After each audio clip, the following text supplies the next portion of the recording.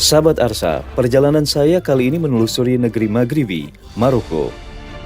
Kali ini saya penasaran dengan bangunan unik di desa Ait Kine, di kaki pegunungan Anti Atlas.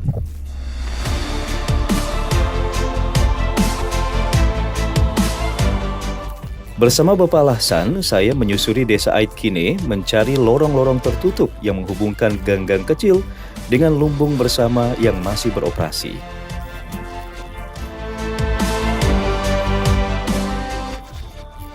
Bagaimana tidak, bangunan bersusun yang terbuat dari tumpukan tanah liat ini sudah ada sejak berabad-abad lamanya dan masih digunakan oleh masyarakat desa setempat. Warga setempat menyebutnya agadir, yang artinya lumbung bersama atau lumbung kolektif dalam bahasa Berber Maroko. Agadir di desa Ait Kine terletak 460 km dari Rabat, ibu kota Maroko, dan merupakan salah satu dari sedikit lumbung yang tersisa. Lumbung padi ini dibangun di tengah desa, di sekelilingnya didirikan tembok berbenteng lengkap dengan menara pengawas dari batu.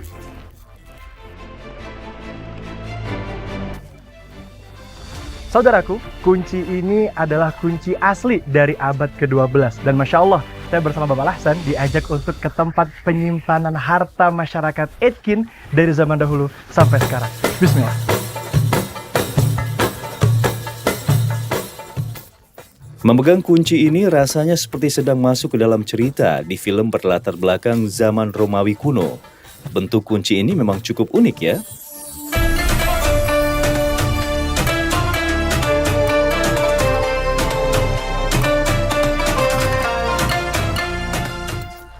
Kuncinya berukuran sangat besar.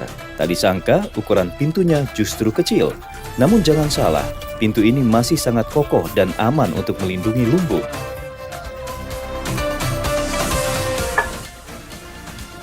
Oke. هذا كيف بالسرج. Wow, Masya Allah. هذا كيف سرج في الليل إذا بغينا نعطيه Iya. وكيديروا ليه الفرد هنا. Ternyata ini semua bahannya masih asli dari abad ke-12. Hanya mengalami sedikit perbaikan karena usia memang butuh perawatan.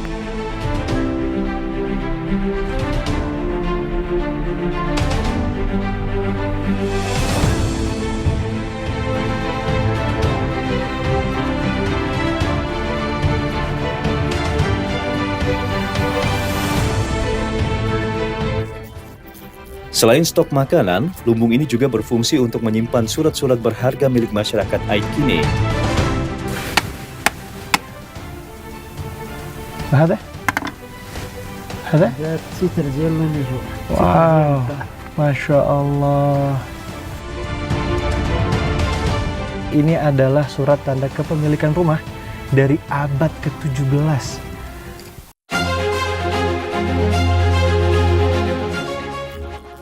Warga desa Ait Kine menjaga agadir sebagai tempat sakral yang tidak boleh diganggu.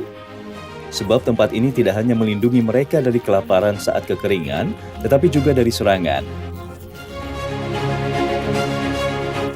Sahabat Arsa, Allah Subhanahu wa Ta'ala mendorong umatnya untuk selalu jujur dan bertanggung jawab dalam setiap aspek kehidupan, termasuk dalam menjaga barang berharga milik sendiri atau orang lain.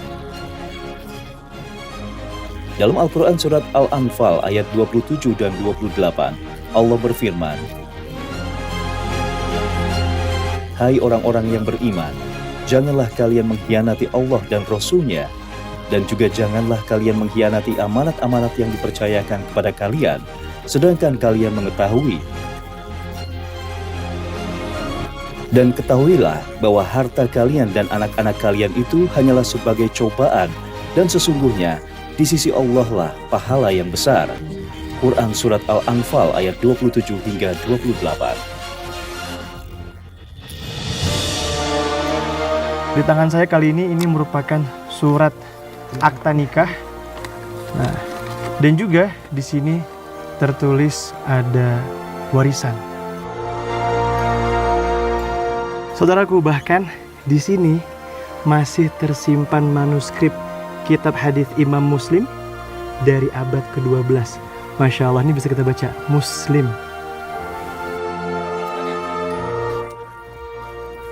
Sahabat Arsa, Konsep menjaga warisan dengan baik dan memberikan bagian yang benar kepada ahli waris adalah bentuk tanggung jawab terhadap keluarga dan bukti ketaatan kepada perintah Allah. Dari hadis yang diriwayatkan Imam Bukhari dari Sa'ad bin Abi Waqqas, Nabi Muhammad SAW bersabda, "Sesungguhnya meninggalkan ahli waris dalam keadaan kaya lebih baik daripada meninggalkan mereka dalam keadaan miskin yang meminta-minta kepada orang lain." Hadis riwayat Bukhari.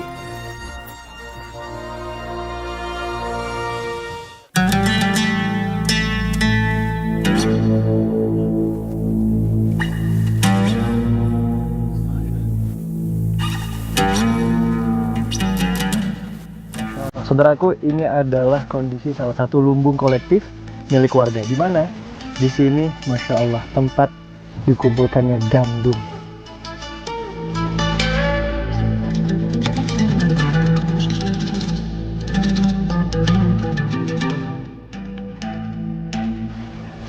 Sistem penyimpanan kebutuhan pokok menggunakan lumbung bahkan sudah pernah dilakukan sejak zaman Nabi Yusuf alaihissalam.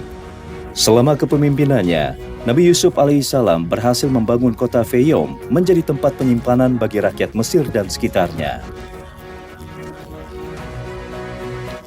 Nabi Yusuf alaihissalam berhasil menyediakan stok gandum yang mampu memenuhi kebutuhan selama 7 tahun lamanya. Masya Allah.